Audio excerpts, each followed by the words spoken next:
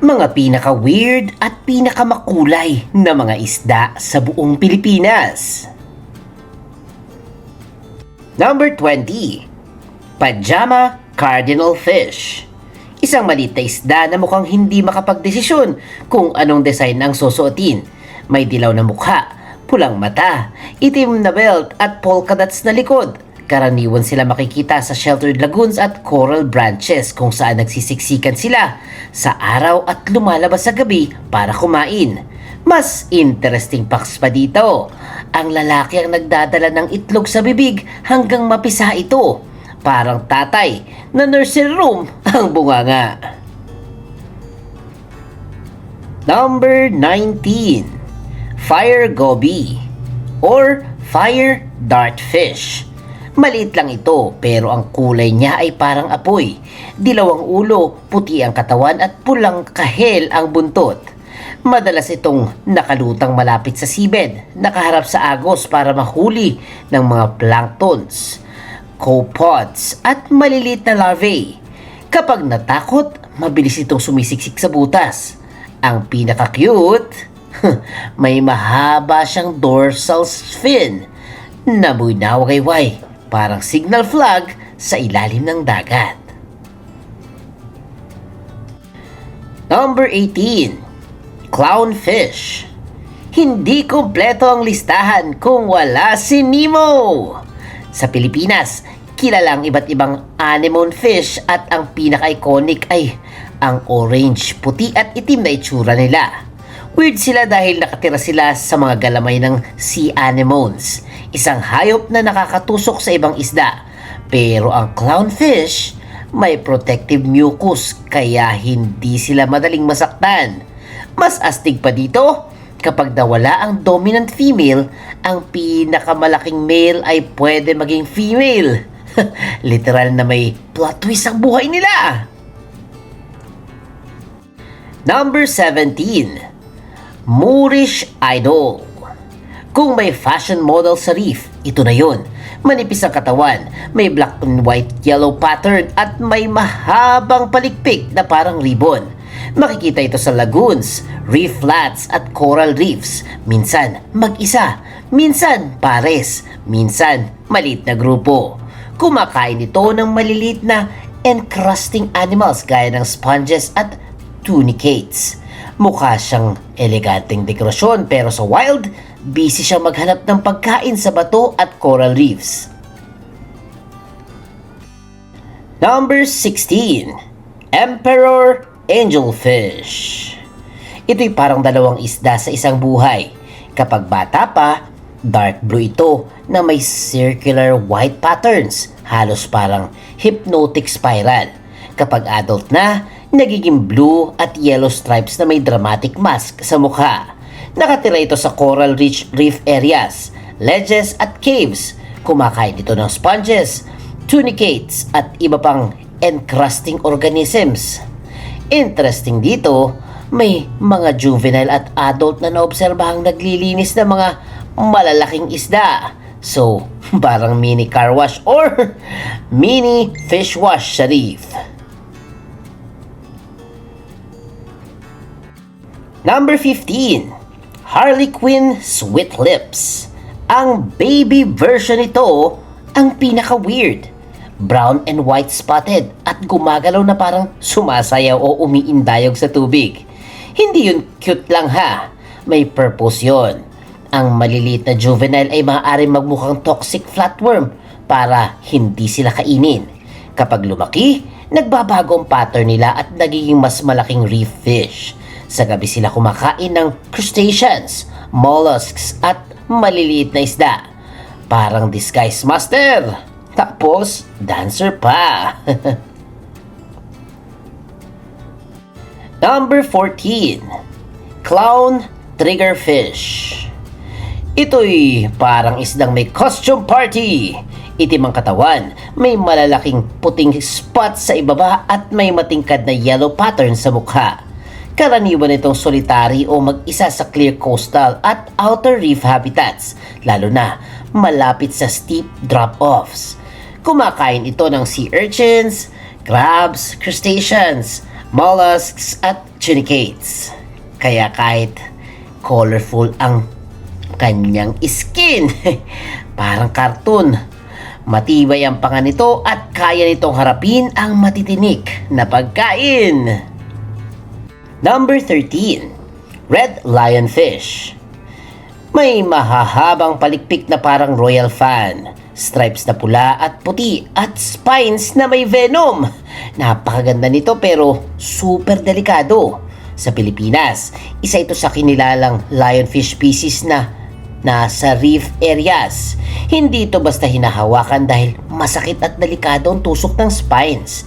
Bilang predator, naghihintay ito ng tahimik bago nito susugurin ang maliliit na isda o crustaceans. Parang underwater warrior ito na may eleganteng armor na nakakatusok. Number 12. Longhorn cowfish. Isang isda na parang may sungay ng baka at box-shaped na katawan. Makikita ito sa muddy o sandy habitats, estuaries, harbors, seagrass, at malapit na mga reefs. Ang juveniles minsan nasa brackish water o malapit sa river mouths. Kumakain ito ng benthic invertebrates at may kakaibang paraan. Binubuga niya ang buhangin para lumitaw ang pagkain. Mukha siyang laruan pero napakahusay niyang bottom hunter. Number 11. Oriental Flying Gurnard. Huwag magpapaloko sa pangalan. Hindi talaga ito lumilipad pero kapag binuka nito ang malalaking pectoral fins, para siyang may pakpak na makulay. Ang Oriental Flying Gurnard ay nakatira sa sandy coastal waters at kadalasan solitary ito, camouflaged at slow-moving. Kumakain ito ng crustaceans, clams at maliliit na isda. Kapag may banta, binubuka nito ang kanyang wings para magbukhang mas malaki at mas nakakatakot. Para nga itong may payong na isda. Number 10. Longtail sea moth. Isa sa pinaka-weird na isda sa Pilipinas. Hindi siya ordinaryong swimmer, mas kilala siyang naglalakad sa seabed gamit ang pelvic fins. Nakatira ito sa muddy at sandy bottoms ng estuaries at bays, minsan sa seagrass areas. Kumakain ito ng malilit na benthic organisms dahil sa body armor-like appearance at kakaibang galaw.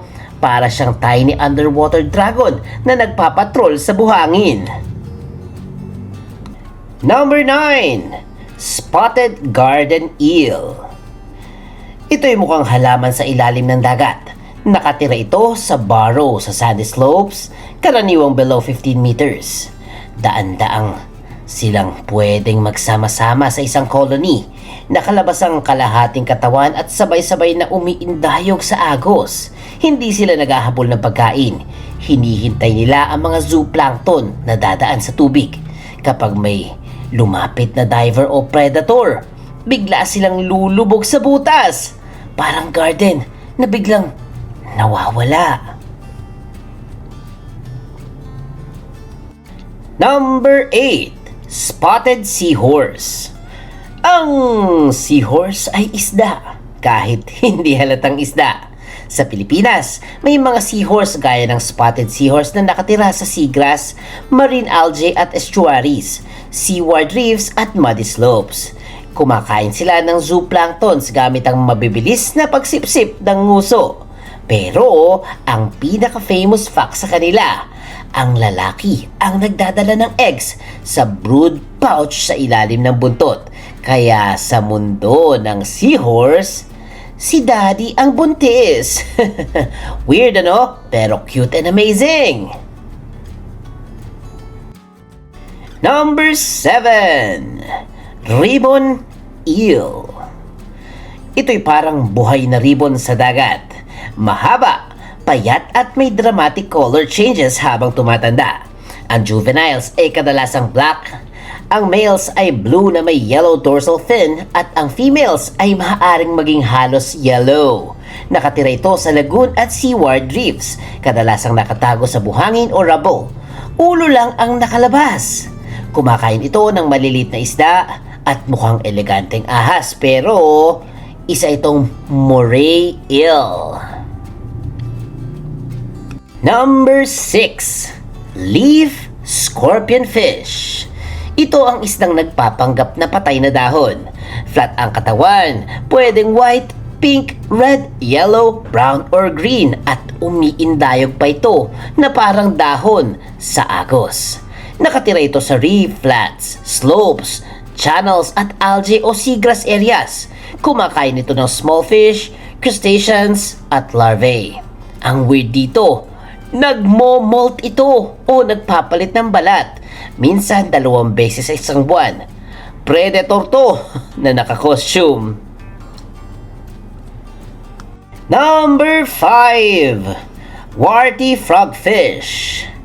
Kung may isdang mukhang bato, sponge o alien, yun ang warty frogfish.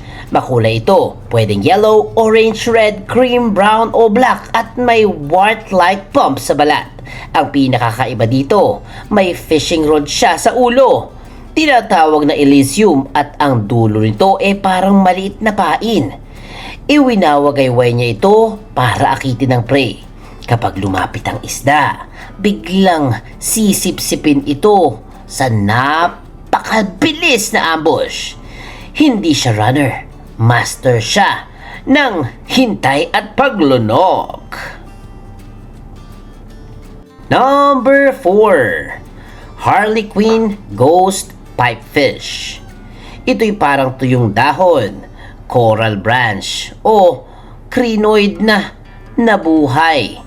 Manipis, makulay at sobrang galing mag-camouflage.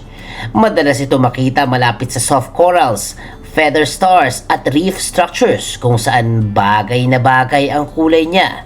Mas kakaiba pa, sa ghost pipefish, ang females ang may modified pelvic fins na parang brood pouch para hawakan ng eggs. Baliktad sa seahorse, ano? Dito si mommy ang may pouch. Ang liit nito pero ang daming surprise sa loob. Number 3. Bumphead parrotfish. Isa sa pinakamalalaking parrotfish sa mundo. May malaking noo, malakas na tuka like mouth at greenish blue body. Nakatira ang juvenile sa lagoons habang ang adults ay nasa outer lagoon at seaward reefs. Kumakain ito ng benthic algae, live corals at shellfish, at minsan binabangga pa ang ulo sa coral para makatulong sa pagkain. Sa gabi, natutulog sila sa caves o shipwrecks. Parang reef bulldozer ito na may kulay turquoise. Number 2. Humphead rays o Napoleon rays. Ito'y parang hari ng reef. Napakalaki nito. Pwedeng lumampas sa 2 metro ang haba at umaabot sa halos 191 kilos. May makapal na labi, malaking umbok sa noo at blue-green patterns na parang ancient tattoo. Nakatira ito sa outer reef slopes, lagoon reefs at caves. Sa araw, gumagala ito sa reef. Sa gabi, nagpapahinga sa ilalim ng coral ledges. Endangered ito, kaya mas dapat hangaan sa tubig at hindi natin hulihin. And at number 1, mandarin fish. Kung kulay ang pag-uusapan, parang neon painting ito na lumalangoy. Blue, orange, green at yellow ang patterns. Pero ang pinaka-special, ang blue color nito ay hindi lang basta reflection. Isa ito sa kakaunting vertebrates na may tunay na blue pigment sa cells. Malit lang ito, hanggang mga 7 centimeters, at nakatira sa shallow protected lagoons at inshore reefs. Lalo na sa silty bottoms na may coral at rubbles. Mabagal gumalaw pero sobrang unforgettable tingnan.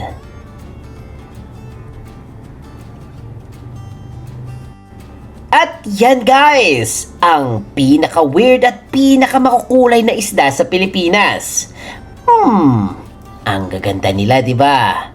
ang sarap alagaan. Pero mas okay siguro kung hayaan natin silang maglangoy lang sa kanilang natural habitat. Kung meron kayong alam pa na mga isdang mas makukulay at mas magaganda pa sa mga nasa listahan natin, please, i-comment nyo naman para masama natin sa next vlog. At syempre, please, kung nagustuhan nyo ang ating video for today, like, share, comment at subscribe sa ating maliit na channel. Kasi may Pinoy dyan, may Pinoy doon, may Pinoy dito, at syempre, may Pinoy's World TV.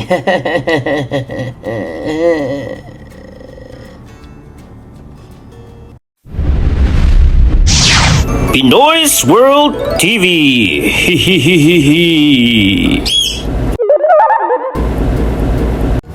Mag-subscribe, like, share, and comment na lang ha. Goodbye guys!